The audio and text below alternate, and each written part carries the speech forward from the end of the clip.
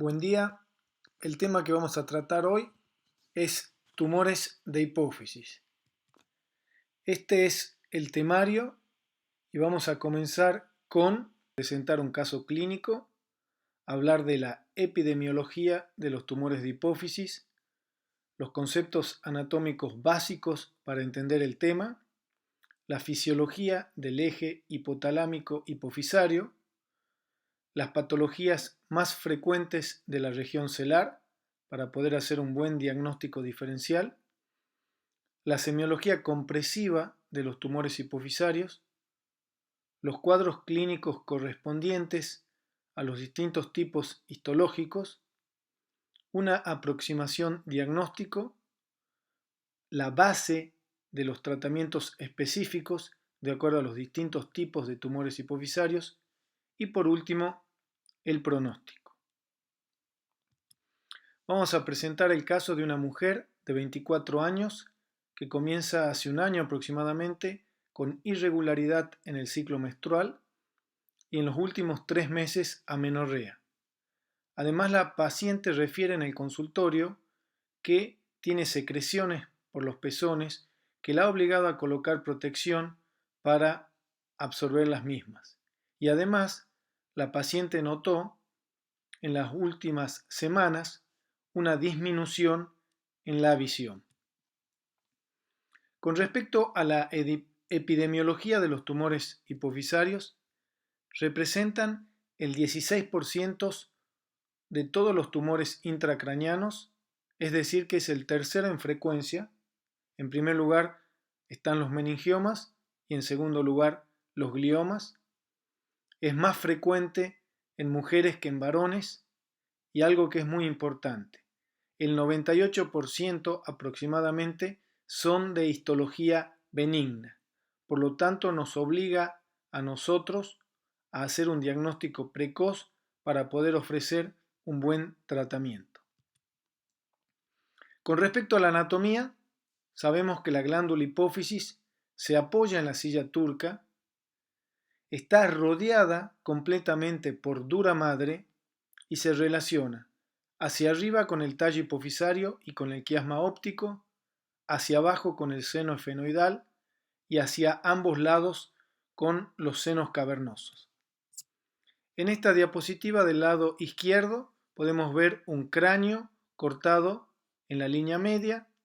Esta es la silla turca. Acá descansa la glándula hipófisis y de paso podemos ver que la silla turca se continúa hacia adelante y hacia abajo con una estructura neumatizada que es el seno efenoidal. Y el seno efenoidal se continúa hacia adelante con las fosas nasales. De tal manera que esta foto anatómica ya nos está indicando que una posible vía de acceso quirúrgico hacia la silla turca es a través de las fosas nasales y del seno efenoidal.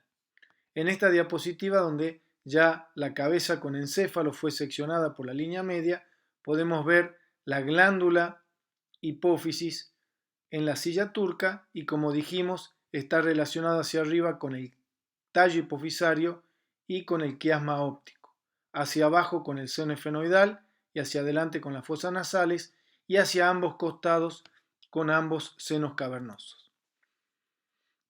Esta es una foto de una base de cráneo centrada en la silla turca. Esto es anterior, posterior, izquierdo y derecho.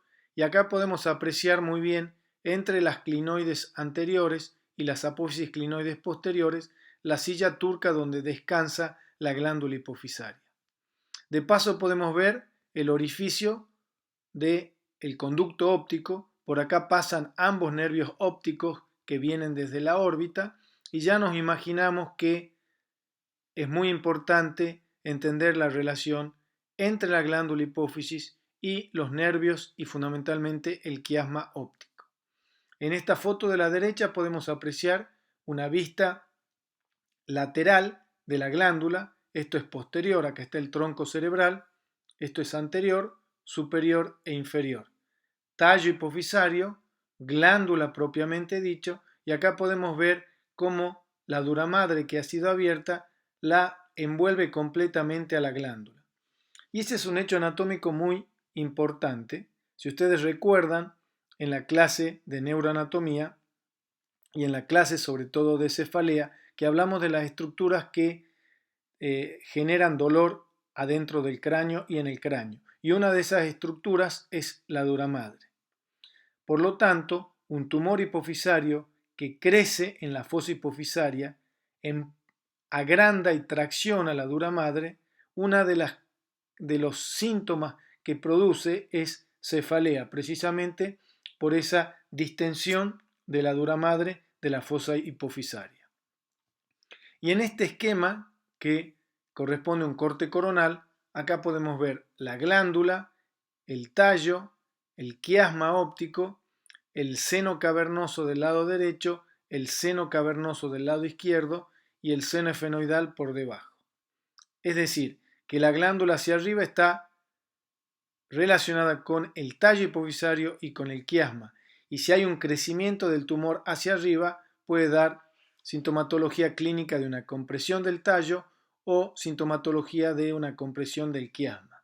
Si el tumor crece hacia el costado, hacia el seno cavernoso, probablemente va a dar o puede dar una alteración de los nervios craneanos que se ubican en el seno cavernoso. Recordar que de los nervios que transcurren por el seno cavernoso, el tercero, el cuarto y las ramas del quinto transcurren por su cara lateral o externa, mientras que el sexto nervio transcurre por dentro del seno cavernoso, pegado a la arteria carótida interna en su segmento cavernoso. Y por último, si el tumor crece hacia abajo, va a crecer hacia el seno efenoidal. En el seno efenoidal no hay ninguna estructura vascular ni nerviosa, por lo tanto no va a dar sintomatología, pero sí va a agrandar la silla turca y eso nos puede servir desde un punto de vista diagnóstico. Estas son fotos de una disección del seno cavernoso del lado izquierdo. Esto es anterior, esto es posterior, inferior y superior. En la cara externa, en la pared lateral del seno cavernoso, transcurren el motor ocular común o tercer nervio craneano, el cuarto nervio craneano, también conocido como troclear, y la primera, segunda y tercera rama del quinto o nervio trigémino. Fíjense que nosotros en esta fotografía no podemos apreciar el sexto nervio craneano porque se encuentra en su interior. Ahora, si nosotros reclinamos la primera rama del quinto, ahí aparece el sexto nervio craneano o motor ocular externo. Está bien pegado y bien relacionado con el segmento cavernoso de la arteria carótida interna. En esta diapositiva hemos reclinado también el sexto nervio, hemos sacado la silicona que correspondería al componente venoso del seno cavernoso para apreciar la carótida interna, que es una estructura muy importante relacionada con la glándula hipófisis. Y por último, acá hicimos un ejercicio anatómico, hemos seccionado la carótida interna para poder apreciar en el fondo del seno cavernoso esto que es la glándula hipófisis, tallo hipofisario y la glándula. Entonces la glándula está relacionada con la carótida, con el sexto nervio y con los nervios tercero, cuarto y quinto que están en relación con la pared lateral del seno cavernoso. ¿Qué pasa con respecto a la fisiología del eje entre el hipotálamo y la hipófisis? Si nosotros recordamos, la glándula hipófisis tiene dos sectores, un sector posterior más pequeño que se llama neurohipófisis y un sector anterior más grande que se llama adenohipófisis. Tanto el sector posterior como el anterior están gobernados por el hipotálamo, pero de una manera diferente. La neurohipófisis no es otra cosa que una prolongación nerviosa del hipotálamo, por lo tanto, cómo la maneja el hipotálamo a la neurohipófisis es directamente a través de neuronas que con sus axones prolongan desde los núcleos del hipotálamo hacia la neurohipófisis propiamente dicho. Entonces se forman dos hormonas, la oxitocina y la hormona antidiurética, se producen en el hipotálamo por transporte axónico, bajan a través del tallo hipofisario, llegan a la neurohipófisis y en un determinado momento se secretan. La oxitocina contrae los conductos para que salga la leche en el momento que la mamá está dando de amamantar al bebé. Además, estimula la contracción del útero, eso es la oxitocina, y la hormona antidiurética, conocida también como vasopresina, como dice el nombre, lo que hace es disminuir la diuresis.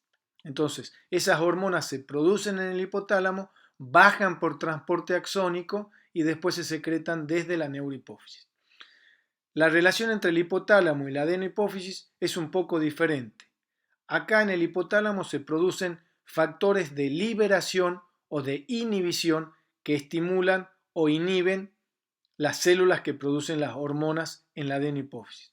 Esos factores que son producidos en los núcleos del hipotálamo llegan hasta la parte superior del tallo, que se conoce como infundibulum, y desde ahí esos factores de liberación o de inhibición por un sistema vascular que se encuentra alrededor del tallo hipofisario y que se llama sistema porta hipofisario, porque es un sistema porta.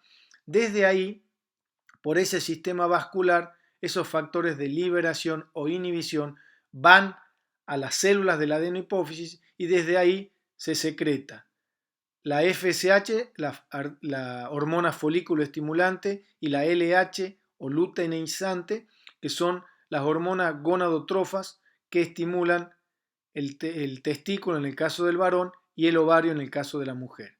También producen la GH, o conocida también como hormona del crecimiento, que como todos saben estimulan el crecimiento en la persona.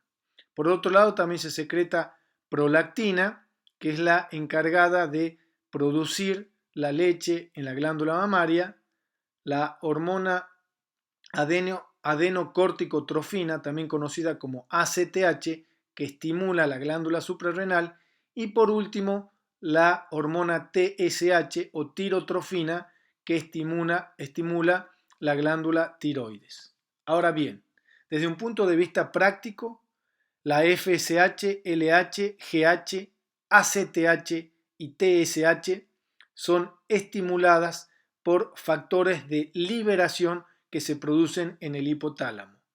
Mientras que la prolactina, lo que sucede es que hay un factor de inhibición que va desde el hipotálamo por el sistema porta hacia la adenohipófisis.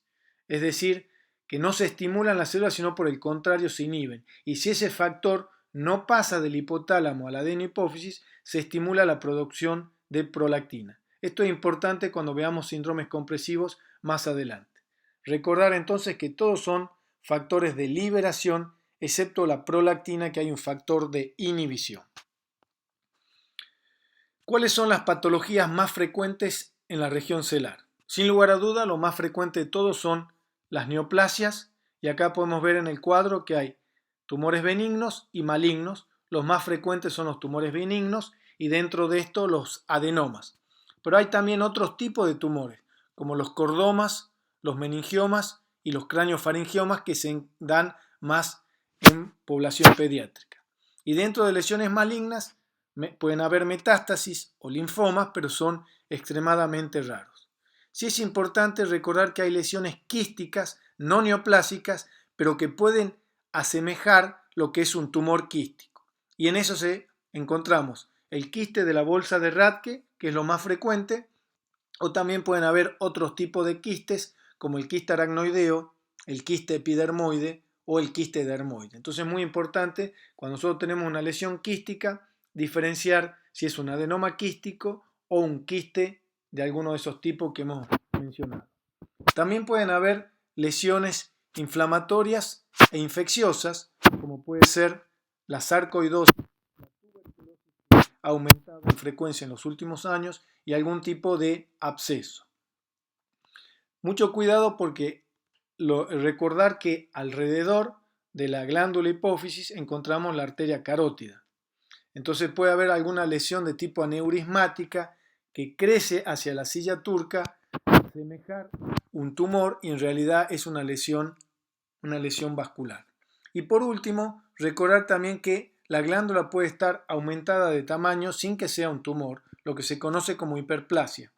Y algunas causas pueden ser fisiológicas, como una paciente que esté embarazada. Es muy importante cuando vemos una glándula agrandada descartar que la paciente no esté embarazada, o por ejemplo en algunas situaciones patológicas como el hipotiroidismo, donde de alguna manera el organismo responde a ese hipotiroidismo aumentando el tamaño de la glándula.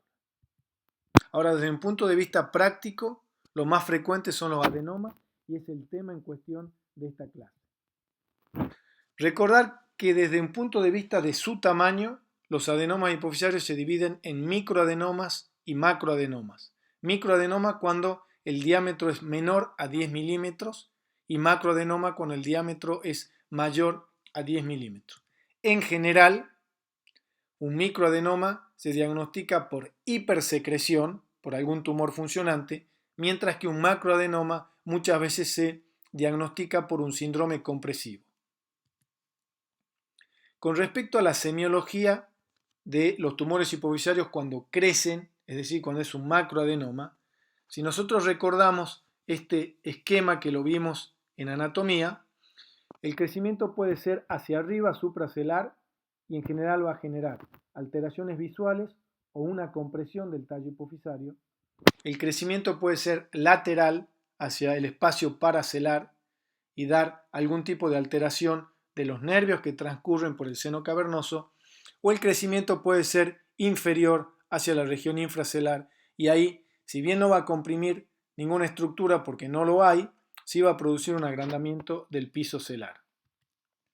Esta es una foto anatómica vista desde adelante y desde arriba. Esto es anterior y esto es posterior, esto es superior y esto es inferior. Podemos ver el nervio óptico del lado derecho, nervio óptico del lado izquierdo, tallo hipofisario, glándula. Entonces imaginémonos que un tumor de hipófisis crece hacia arriba. En general lo hacen de forma simétrica, por lo tanto no va a comprimir el nervio óptico, sino que va a comprimir en general el quiasma, es decir, donde se entrecruzan las fibras que vienen de la retina nasal que corresponde al campo temporal. En una primera etapa va a dar una cuadrantanopsia bitemporal superior y si el tumor sigue creciendo y no se hizo el diagnóstico precoz, va a dar una hemianopsia bitemporal.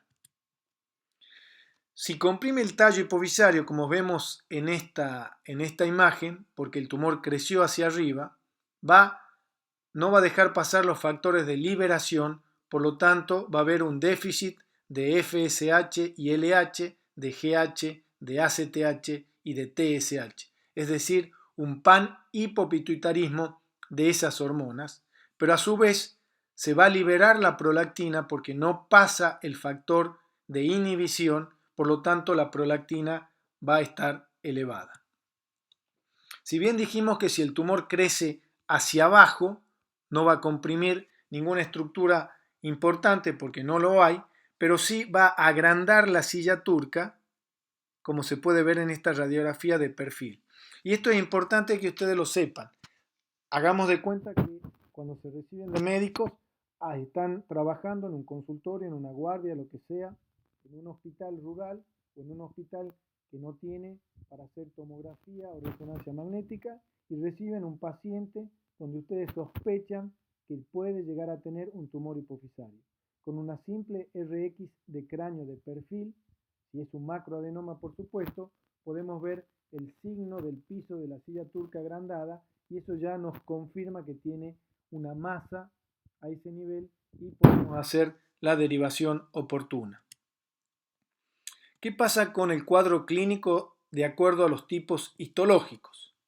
Esta es la última clasificación de los adenomas hipofisarios de la Organización Mundial de la Salud del año 2017 y los divide en somatotropo, es decir, los que producen hormona del crecimiento, los lactotropo, es decir, los que producen prolactina, los tirotropo, que son extremadamente raros de ver en la práctica diaria y son los que producen la TSH, los corticotropos, es decir, los que producen ACTH y eventualmente un síndrome de Cushing, los gonadotropos, es decir, los que producen FSH o LH, las hormonas gonadotropas, los conocidos como null cell, es decir, que no producen ninguna hormona de la adenohipófisis, y por último los plurihormonales, es decir, los que producen dos o más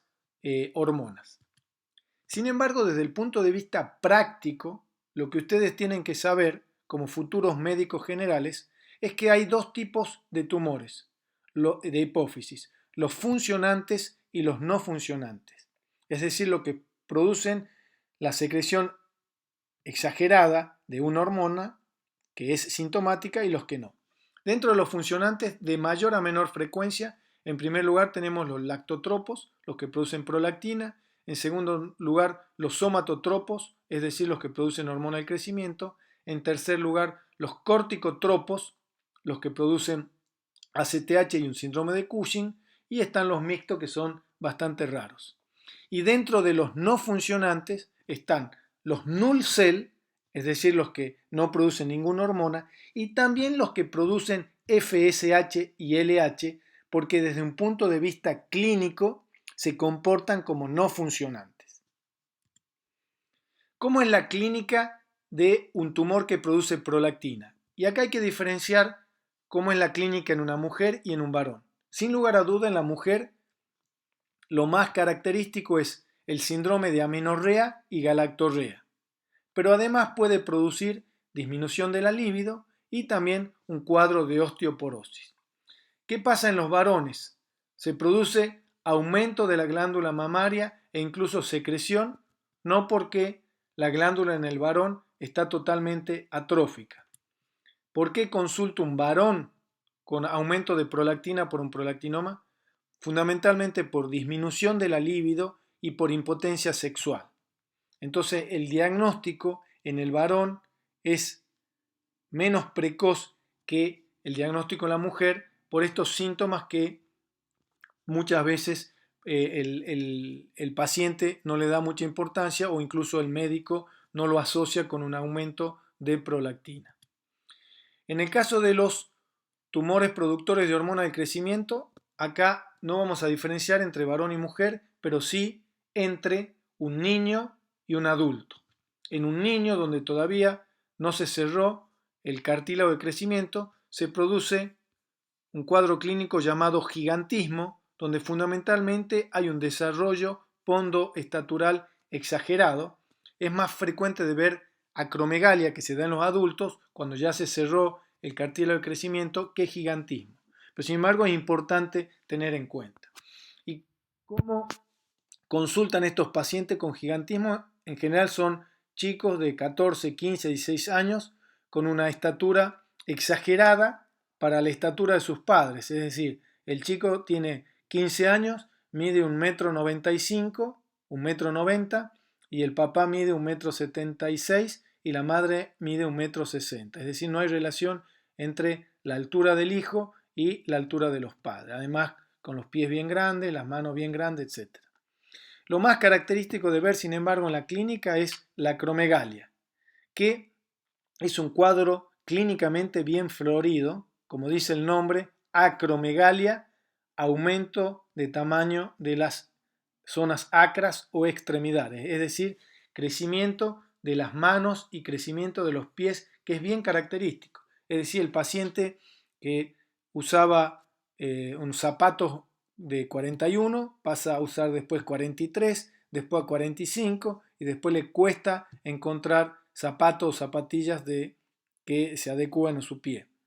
Con respecto a las manos es muy característico que ya los anillos no le entran o quedan sin poder salir de los dedos de la mano. También es muy característico los cambios faciales, es decir, el aumento de la mandíbula, el aumento del arco superciliar, la nariz más ensanchada y más grande, bien marcado el surco nasogeniano. Muchas veces crece tanto el maxilar y la mandíbula que los dientes se separan. Por este cuadro de crecimiento se producen muchas artropatías. Y una cosa que es muy importante, hasta ahora todo lo que hemos dicho son cuestiones más bien estéticas, sin embargo, el paciente con acromegalia tiene alteraciones metabólicas serias, porque también se produce un crecimiento de los órganos internos y fundamentalmente tiene dos cuestiones. Tiene tendencia a generar hipertensión arterial y también a generar diabetes a través de una alteración en el metabolismo de la glucosa. Y probablemente el primer paciente que se cree que tuvo un tumor hipofisario fue Goliat. Este es un trabajo que muestra que tanto Goliat como los hermanos y los parientes cercanos tenían un síndrome de gigantismo. Y este otro artículo habla de que Goliat, que peleó con David, Goliat, además de tenía un síndrome de gigantismo acromegalia, con un macroadenoma, con una extensión supracelular que le comprimía la vía visual, tenía una hemianopsia y un déficit de la agudeza visual, y que eso fue una de las causas por las cuales David pudo vencer a Goliat en su pelea bien famosa. ¿Qué pasa con los tumores productores de ACTH? Es decir, lo que producen un síndrome de Cushing. Bueno, producen algo muy característico que ustedes ya lo vieron en clínica médica y en endocrinología, pero que lo vamos a repasar. En primer lugar, lo que es bien característico es que la obesidad se va al centro del cuerpo, es decir, a la cara, la famosa cara de luna llena, al abdomen, a la parte posterior y basal del cuello, la jiba, la famosa jiba. También se caracteriza por esas estrías de color vino tinto que se producen en todo el cuerpo, pero fundamentalmente en la parte inferior del abdomen. Son pacientes que tienen tendencia a la osteoporosis, a la hipertensión y a la diabetes. Muchas veces el cuadro es extremadamente serio en cuanto a la hipertensión y la diabetes y muy difícil de manejar. Son pacientes que tienen también dislipidemia. En las mujeres sobre todo se ve con bastante frecuencia que tienen hirsutismo y acné por esa alteración metabólica que presentan. Frecuente de ver la debilidad muscular, sobre todo de la parte proximal de los miembros inferiores. Es característico que uno le pide a un paciente con un síndrome de Cushing que se ponga de cuclillas y después no tiene por sí solo la fuerza suficiente para incorporarse. Y también da algunas alteraciones psiquiátricas como la depresión, que es bastante frecuente de ver. Recordar que el aumento de la hormona de la ACTH puede ser endógena o exógena, por ejemplo por el tratamiento con corticoides, y la endógena puede ser de distintas causas. Cuando la causa del síndrome de Cushing es por un tumor hipofisario, se llama enfermedad de Cushing. Y acá vemos una paciente que tuvimos la oportunidad de tratar con un tumor muy chiquitito y sin embargo fíjense la devastación que hace ese tumor chiquitito en la paciente. Esa es la posición quirúrgica en la cual se opera. Cara de luna llena, todas las alteraciones de la piel y de la vasculatura de la piel, las estrías rojo-vinosas bien características, y recordar también que tienen una gran tienen mucha tendencia a realizar distintos tipos de infecciones. Esta paciente tenía una erisipela bien marcada en la pierna derecha. ¿Qué pasa con los tumores no funcionantes? Lo más frecuente es que se diagnostiquen por un síndrome compresivo, ya sea por alteraciones visuales, que es lo más frecuente, cuadrantanopsia o hemianopsia, como vimos previamente, por una compresión del tallo hipofisario con un panhipopituitarismo o una alteración un aumento de la prolactina, y menos frecuente un compromiso del seno cavernoso. ¿Cómo hacemos la aproximación diagnóstica de estos pacientes? En el caso de los tumores productores de prolactina es relativamente sencillo. Pedimos prolactina en sangre. Recordar que el valor normal es hasta 30 nanogramos por mililitros aproximadamente. Si nosotros tenemos un paciente con clínica de de un prolactinoma y la prolactina está elevada en sangre, pedimos una resonancia magnética y a partir de ahí puede aparecer o un microadenoma o un macroadenoma. Acá podemos ver el microadenoma, esta es la glándula, el microadenoma, el tallo hipofisario, el seno efenoidal, y acá podemos ver un macroadenoma, la glándula desplazada hacia la derecha y el tumor que creció hacia la región supracelular. Normalmente la vascularización del adenoma es menor que la de la glándula, por lo tanto en la resonancia magnética cuando se pasa el gadolinio, primero se tiñe la glándula y después tardíamente el tumor. Por lo tanto, en la primera etapa la glándula es hiperintensa y el tumor es hipointenso. Acá lo podemos ver en el microadenoma y en el macroadenoma igual. La glándula, el tumor, perdón, que en este caso está isointenso y la glándula que está hiperintenso. También en los casos de los prolactinomas, el valor de prolactina en sangre está directamente relacionada con el tamaño tumoral.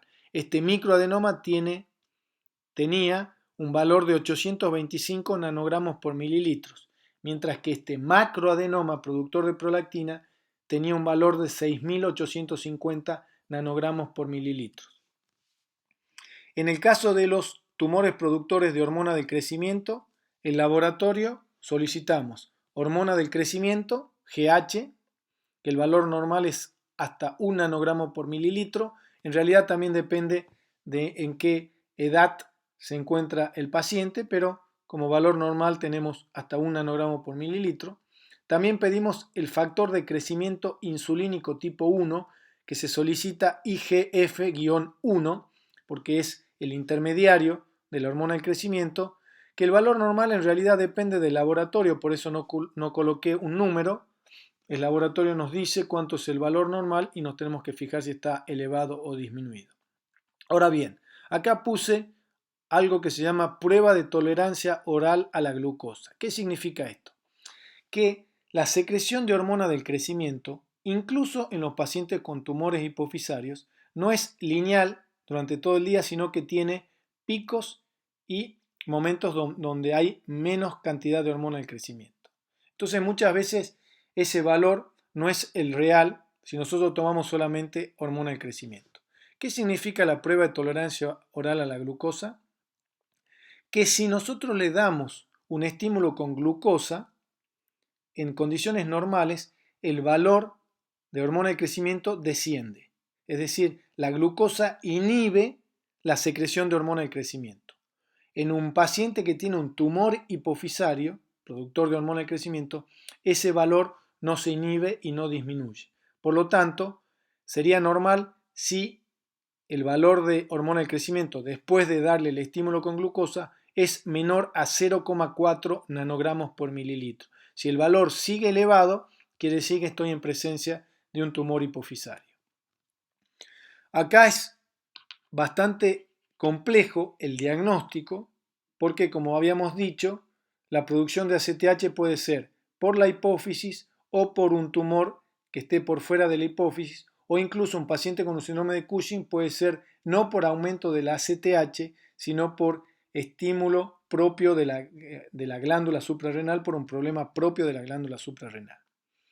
Por lo tanto, en este caso puntualmente, el diagnóstico en la práctica clínica diaria lo realiza un endocrinólogo que tiene experiencia en patología hipofisaria. Sin embargo, me gustaría mencionarles para ustedes, futuros médicos generales, que el laboratorio o el diagnóstico por laboratorio se basa en 3 pilares. En primer lugar, el aumento del cortisol, es obvio, y que eso en general se lo mide con el CLU, es decir, con el cortisol libre urinario en 24 horas. En segundo lugar, la falta de inhibición con dexametasona a dosis bajas, es decir, a 1 miligramo. ¿Y esto qué significa? Es similar a lo de la prueba de la glucosa para los tumores que producen hormona del crecimiento. Es decir, en condiciones normales, la secreción del cortisol se inhibe cuando se le da al paciente una dosis baja de dexametasona. Esa inhibición no sucede en un paciente que tiene un tumor hipofisario productor de ACTH. es decir, el valor de cortisol, pese al estímulo con dexametasona a dosis bajas, no disminuye. Y en tercer lugar, la ausencia del ritmo circadiano. ¿Qué significa ritmo circadiano en este caso? Que la ACTH no tiene una secreción lineal, sino que disminuye, o mejor dicho, se altera de acuerdo a la hora del día. Es decir, no es lo mismo el cortisol a las 8 de la mañana, que seguramente va a tener un valor alto, que a las 12 de la noche, que seguramente va a tener un valor bajo. Eso pasa en condiciones normales, mientras que en un paciente que tiene una enfermedad de Cushing, el valor a las 8 de la mañana y a las 12 de la noche va a ser muy parecido. Si nosotros ya por laboratorio consideramos que estamos ante la presencia de una enfermedad de Cushing, el paso siguiente es una resonancia magnética donde vamos a ver si hay un microadenoma o un macroadenoma. Y con respecto a los tumores no funcionantes, en el laboratorio vamos a ver o podemos encontrar un panhipopituitarismo, pero con una característica, que la prolactina puede estar elevada. Ahora bien, esa prolactina elevada nunca va a tener valores mayores a 200 nanogramos por mililitro. Y eso es lo que nos va a marcar la diferencia en un macroadenoma entre un prolactinoma y un tumor no funcionante. Por supuesto que no funcionante también después pedimos una resonancia magnética. Con respecto al tratamiento, vamos a hablar de las bases del tratamiento de acuerdo a cada tipo de tumor. En el caso de los prolactinomas, el tratamiento en primer lugar es farmacológico con drogas agonistas dopaminérgicas. La droga que se utiliza hoy en día es la cabergolina, que se da en general 2 veces, es por vía oral y se da 2 veces por semana, por ejemplo los martes y los viernes. Se comienza con baja dosis y se va aumentando hasta que sea eficiente. Es una droga que funciona muy bien porque no solo normaliza en la mayoría de los casos el valor de prolactina, sino que también disminuye o incluso algunas veces hace desaparecer el tumor. La cirugía queda relegada solamente para pequeñas situaciones donde la cabergolina no fue efectiva o donde la cabergolina da demasiados efectos colaterales. Ahora bien, ¿qué pasa cuando nosotros tenemos un macroadenoma con un valor de prolactina muy elevado, como en este caso de 23.100 nanogramos por mililitro, y con un déficit visual importante? Así todo, en los macroadenomas, el tratamiento de elección sigue siendo el tratamiento farmacológico con cabergolina. Y acá podemos ver este ejemplo, que es lo que pasa a los 2 meses, a los 4 meses y a los 10 meses, cómo el tumor va disminuyendo hasta casi desaparecer y hasta liberar completamente el aparato visual, cómo va disminuyendo el valor de prolactina en sangre hasta normalizarse y cómo se va normalizando el campo visual. ¿Qué pasa con los tumores que producen hormona del crecimiento? El tratamiento, en primer lugar, es la cirugía a través del abordaje endonasal transesfenoidal, y si este tratamiento no fue efectivo o no fue 100% efectivo, ahí sí tenemos el tratamiento farmacológico con los análogos de la somatostatina, con 2 drogas, el octrotida, que es más conocido, o el lanreotida, que también se utiliza. Sin embargo, el primer tratamiento de elección es el abordaje quirúrgico, ya que es más efectivo que el tratamiento farmacológico. Y recordar lo que habíamos hablado en anatomía. En la mayoría de los casos estos tumores se operan a través de las fosas nasales, se llega a esa cavidad que es el seno efenoidal, se abre la silla turca y así se puede resecar el tumor. Y en realidad los primeros que utilizaron la nariz para acceder al cráneo fueron los egipcios. Ellos realizaban con estos ganchos parte del proceso de momificación, es decir, ingresaban no por el seno efenoidal, sino por la lámina cribosa, con los ganchos resecaban todo lo que estaba adentro del cráneo. Esta es una tomografía en un corte sagital de una momia egipcia. Con respecto a los productores de ACTH, son los más complejos de resolver porque lo único efectivo es la cirugía a través del abordaje endonasal transesfenoidal. Sin embargo, cuando estos pacientes están muy sintomáticos y muy descompensados clínicamente, donde es muy difícil llevarlos a quirófano porque es probable que no resistan la cirugía, se utiliza un antimicótico que es el ketoconazol como tratamiento para mejorar sobre todo la hipertensión y la diabetes severa que tienen muchos de estos pacientes durante 1, 2 o 3 meses antes de llevarlo a cirugía. Y con respecto a los tumores no funcionantes, el único tratamiento efectivo es la cirugía con un abordaje transesfenoidal. Recordar también que en algunas situaciones muy puntuales el tratamiento se hace con radioterapia, cuando ya no funcionó la cirugía y no funcionó el tratamiento farmacológico. Es una radioterapia muy especial porque, como podemos ver en la planificación de esta diapositiva, hay que respetar el quiasma, hay que respetar los nervios oculomotores que están en el seno cavernoso, de tal manera que es una radioterapia muy precisa que se llama radiocirugía. Y me gustaría mencionar este cuadro que se llama apoplejía hipofisaria. Hasta ahora todo lo que hemos visto son pacientes que en la mayoría de los casos consultan en forma ambulatoria en el consultorio externo.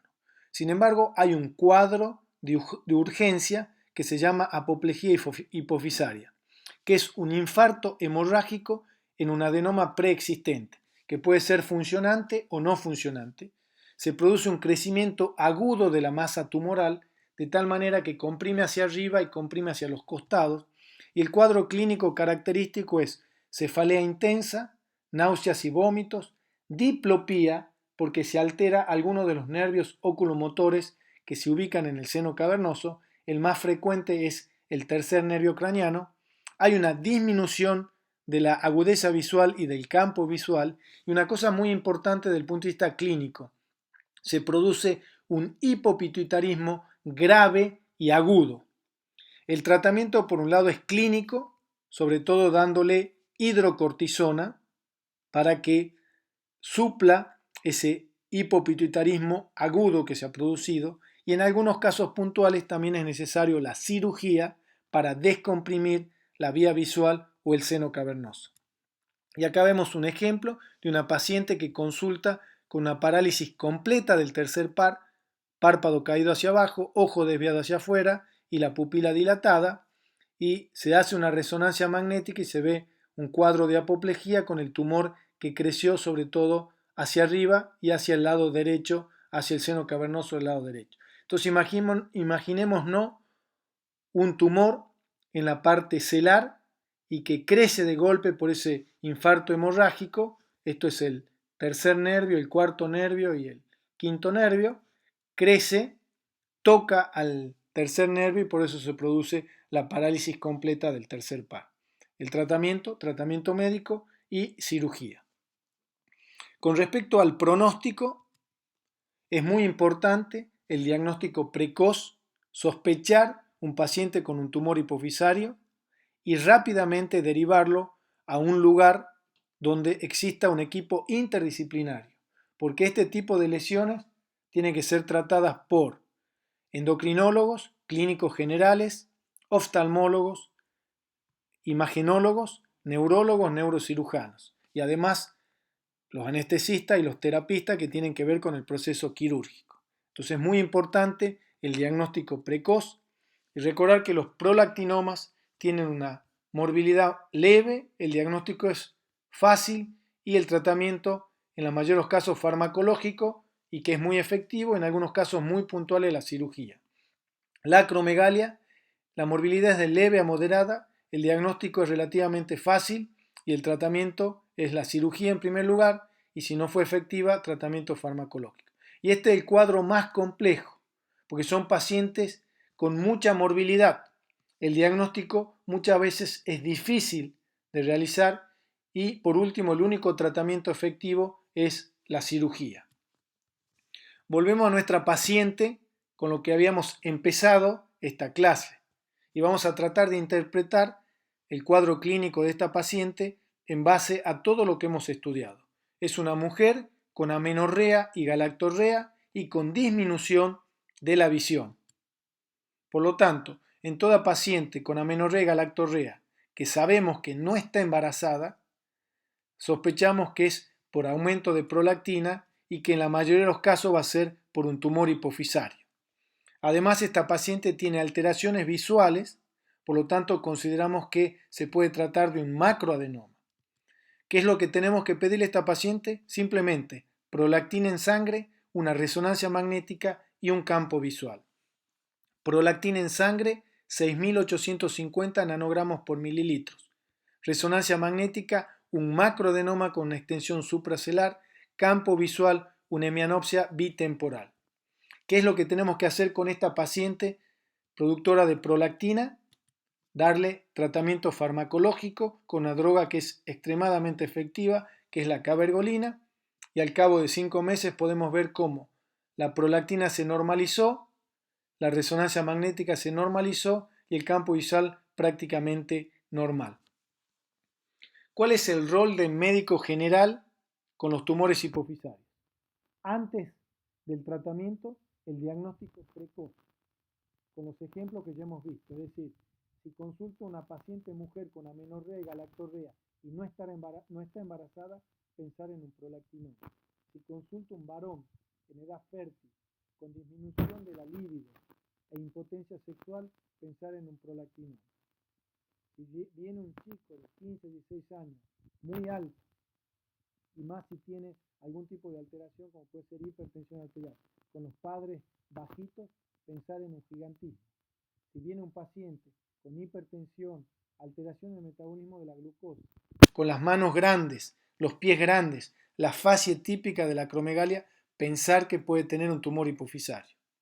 Y después, en un varón o en una mujer, gorditos, sobre todo en la parte central, con una hipertensión arterial severa, una diabetes severa, con estrías en el abdomen, con todo lo que hemos hablado, pensar que podemos estar ante un tumor hipofisario productor de ACTH. Y es muy importante la derivación oportuna a centros donde hayan endocrinólogos, neurocirujanos, neurólogos, clínicos, etc. Una vez que ya fue operado el paciente, hay que monitorear las posibles complicaciones. Y básicamente son dos. Por un lado, complicaciones clínicas. En general, los pacientes después de una cirugía hipofisaria quedan durante un tiempo con hidrocortisona de soporte. Y el paciente algunas veces la deja de tomar y eso puede generar un cuadro de hipotensión arterial. Entonces, recordar que después de la cirugía necesita muchas veces compensar el déficit de la adenohipófisis, sobre todo con hidrocortisona o también algunas veces con tratamiento para la tiroides. Y las complicaciones específicas de la cirugía, fundamentalmente una fístula de líquido cefalorraquídeo, es decir, que salga líquido por la nariz o que trague con una posible meningitis. Entonces, como médico general, tienen que recordar todas estas cuestiones que acabamos de mencionar. Muchas gracias.